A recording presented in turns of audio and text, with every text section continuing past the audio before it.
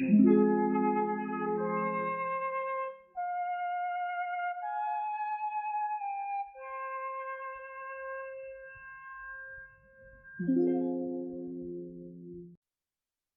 Oxford and Essex Conspiracy of 1601 is one of the most dramatic and intricate events in the history of late 16th century England.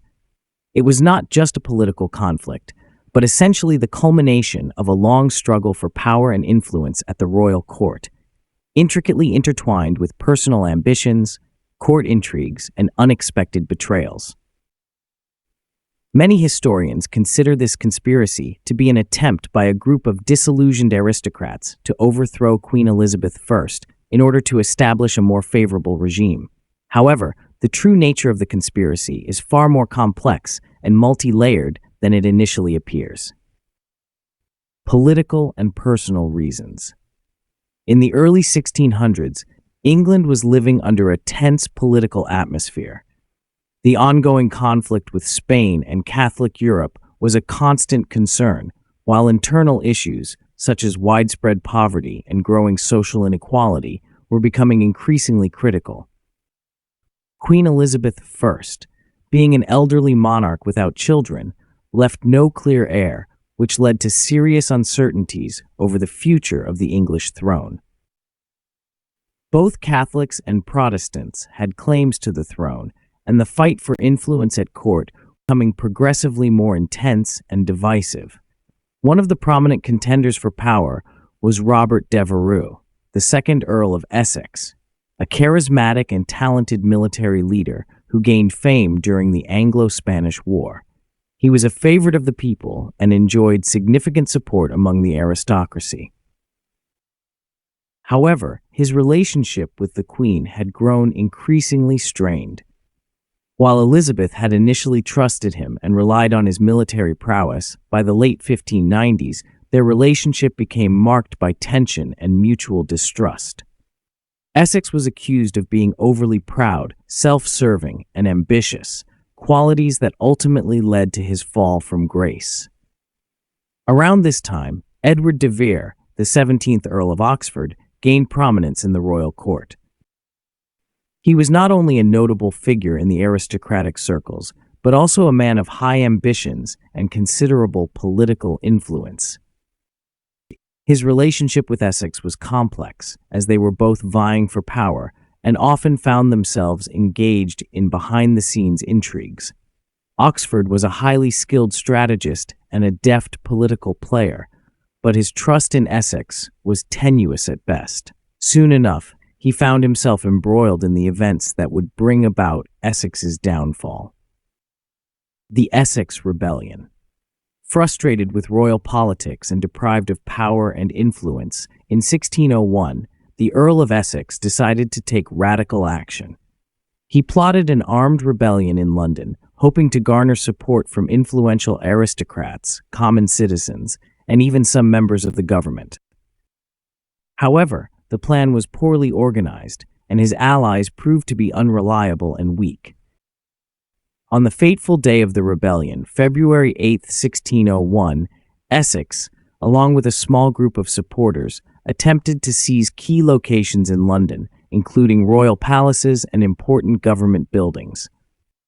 Unfortunately for Essex, the rebellion was swiftly crushed by the Queen's forces, and he found himself trapped. He was arrested and brought to London the very same day. The legend of the conspiracy. The Essex Conspiracy and the involvement of his closest supporters soon gained legendary status, becoming a symbol of political ambition and treachery. In the immediate aftermath of Essex's arrest, rumors began to circulate that the conspiracy was part of a broader, more intricate plot involving other high-ranking figures, including Oxford and possibly some courtiers.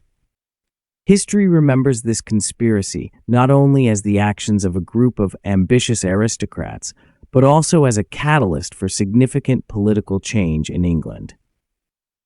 Many historians are certain that, despite his involvement in the rebellion, Oxford remained largely neutral and used the situation to his advantage. He was a shrewd operator who knew how to play the political game, and he effectively used the conspiracy to solidify his standing at court. His participation in the rebellion was, therefore, part of his larger strategy to position himself for greater influence, even as his allies lost everything. Oxford's ability to navigate such a volatile situation showcased his political acumen and understanding of power dynamics at the royal court. Aftermath. The Essex conspiracy ended tragically for its instigator. Essex was tried, convicted of treason, and executed. Despite her personal affection for Essex, Queen Elizabeth could not afford to show weakness in matters of state security. His execution marked the end of any immediate hope for political reform and set the stage for a new phase in the Queen's reign. However, this was not the end of the story. The conspiracy left a lasting impression on both the English political landscape and on future would-be contenders for the throne. It demonstrated that even the noblest ambitions could turn into disaster if one did not fully understand the complexities of political maneuvering and failed to control one's ambitions. The fallout from the Essex Rebellion acted as a cautionary tale for anyone seeking to challenge the established order in England. In the years that followed, Essex's story became the subject of numerous myths and legends. Some viewed him as a martyr, unjustly punished for his efforts to bring about change.